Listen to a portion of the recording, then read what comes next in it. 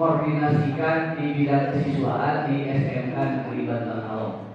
Karena tadi disampaikan ini adalah sebenarnya pengalaman pertama, tentunya butuh banyak bimbingan dari yang senior-senior, dan tentunya semua tugas-tugas ini sangat erat kaitannya dengan tugas semua guru yang ada di SMK Negeri Bantar Kalong.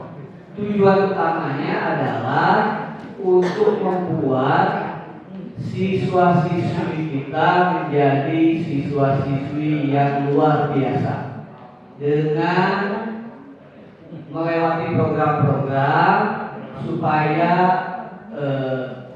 karirnya bertumbuh atau karakternya bisa kita banggakan.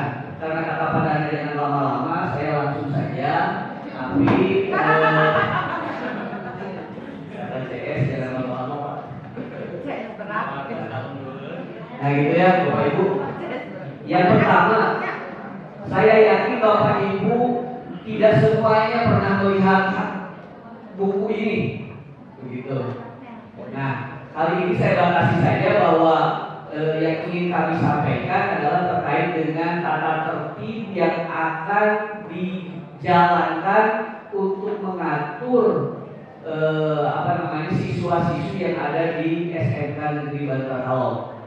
Tentunya ini karena biar cepat, saya langsung aja ke yang di poin 4, Bapak Ibu.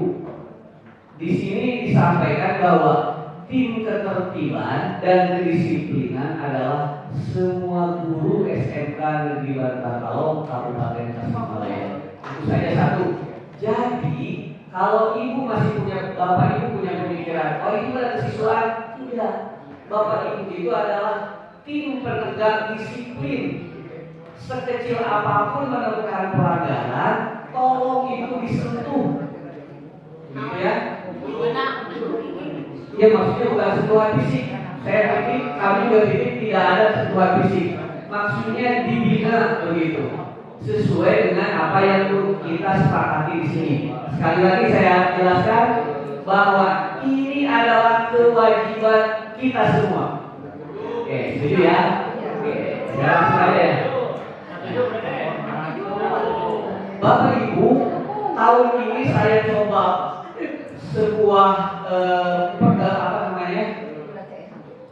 perubahan di mana nanti sudah tidak lagi bentuknya buku, tetapi kita akan coba kembangkan sebuah sistem. Jadi nanti buku poin ini bisa di-download di sistem itu, Bapak Ibu juga bisa login di situ. Nanti kita simulasikan habis ini ya, dan nanti ngasih poinnya di sana. Nanti saya minta nanti ada simulasi bagaimana kita login, memberikan kehadiran dan poin negatif dan poin positif di sana. Saya baca dulu yang ini. Negatif poin pelanggaran siswa adalah angka atau skor yang diberikan kepada siswa sebagai akibat dari pelanggaran yang telah dilakukannya. Kalau positif poin adalah angka atau skor yang diberikan kepada siswa sebagai penghargaan atau reward atas prestasi yang diraih untuk mengurangi negatif poin pelanggaran.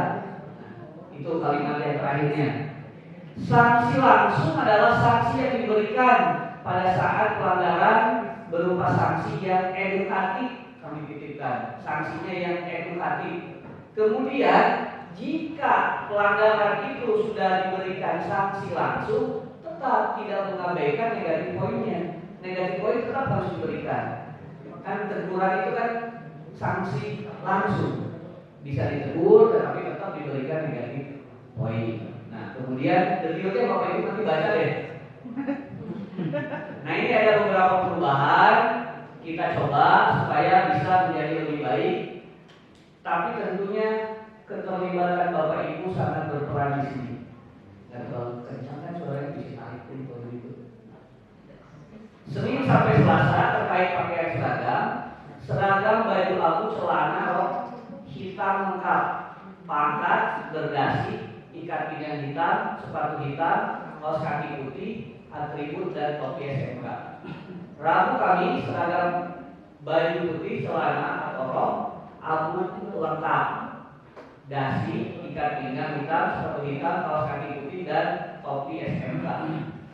Jumat seragam pramuka, ikat pinggang hitam, sepatu hitam, kaos kaki hitam.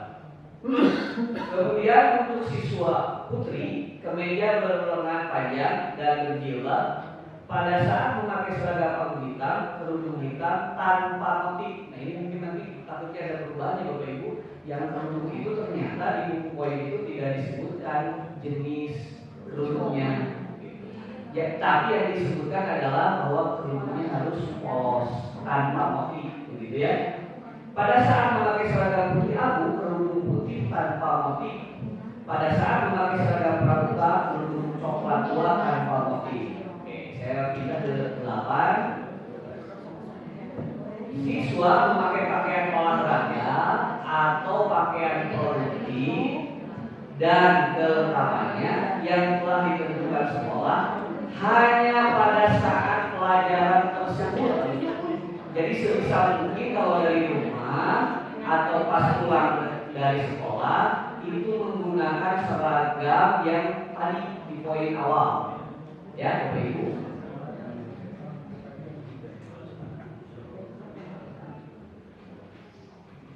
Saya pindah ke bab 4, pelanggaran dan poin. Ketentuan umum. Setiap siswa yang melanggar tata tertib diberikan sanksi langsung dan negatif poin berdasarkan jenis pelanggarannya. Nanti ada datanya. Semakin besar negatif poin yang diberikan, menunjukkan semakin besar bobot pelanggaran yang dilakukan siswa. 3. Negatif poin. Pelanggaran diakumulasi selama 3 tahun dengan ketentuan sebagai berikut. Batas maksimal negatif poin yang masih dapat ditolerir untuk kelas 10 adalah 99. Jadi kalau kelas 10 dan dapat 100 itu harus kembalikan ke orang tuanya.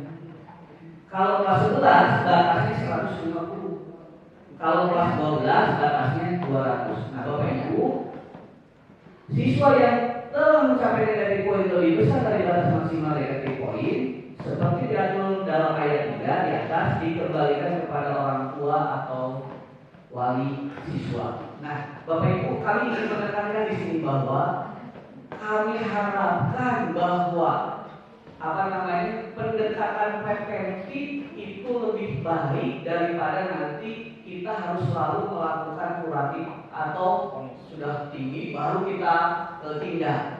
Sebaiknya di awal-awal preventif supaya anak terutama wali kelas tidak mencapai pada batas-batas yang sudah ditentukan. Nah ini negatif poin pelanggaran. Bapak Ibu sebagai informasi saja bahwa semua draft ini sudah dibaca dan sounding ke komite dan secara keseluruhan itu menyetujui hal-hal yang sudah diatur di sini. Detailnya Bapak Ibu bisa baca di sini. Negatif poin yang mana? Yang kira-kira bisa diterapkan untuk menertibkan siswa-siswinya. Tentunya Bapak Ibu harus baca sebagai tim disiplin, masa tidak tahu aturannya gitu. Nah ini ya, sekali lagi nanti harus dibaca. Nah ini yang ke pasal 12. Tindak lanjut dan sanksi. Jumlah negatif poin 1 sampai 30 itu ditangani oleh guru. Boleh diberikan peringatan lisan. Nah, untuk kelas 10 50%-nya berarti 50, kelas 11 50%-nya sekitar 75 dan kelas 12 100. Ini ditangani oleh tim disiplin kesiswaan dengan guru bimbingan konseling dengan memberikan surat peringatan atau surat pernyataan. Ini udah setengahnya nih gitu. Hati-hati. Kemudian SP2 akan keluar setelah mencapai 75% poin negatif. Dan jika sudah mencapai nilai maksimal itu akan masuk di konferensi kasus. Namanya nama sidangnya, nama kumpulan sidangnya.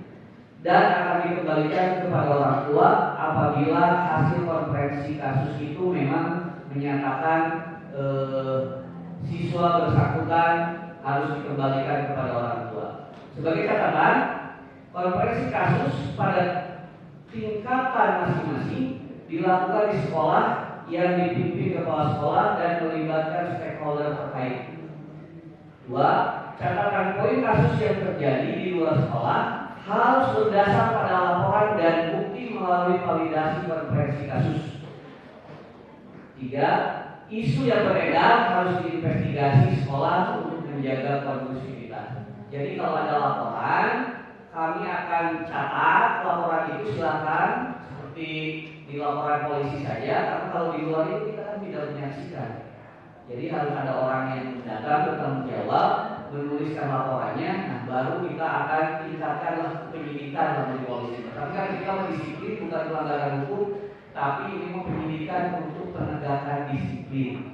Itu secara global. Nah, pertanyaannya bagaimana kalau untuk siswa-siswa yang sudah mencapai di poin-poin kritis ini?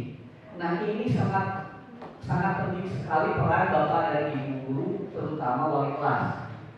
Kita libatkan anak-anak itu untuk menjadi aktif. Aktif apa? 1, di kepanitiaan atau aktif di tim disiplin supaya mendapatkan poin positif untuk mengurangi nilai negatif poinnya. Salah satu contohnya di pasal poin positif poin bab 5. Ketentuan umum, siswa dapat mengurangi negatif poin pelanggarannya dengan melakukan suatu prestasi yang positif yang besarnya disesuaikan dengan tingkat prestasi yang dicapai. 2. Pengurangan negatif poin seperti yang diatur dalam ayat 1 di atas dapat diberlakukan jika siswa yang bersangkutan telah mempunyai negatif poin pelanggaran pada saat itu. Positif poin hanya dapat digunakan pada saat itu saja dan tidak dapat diperhitungkan di kemudian hari. Pengurangan negatif poin dapat terus dilakukan sampai negatif poin pelanggaran mencapai 0.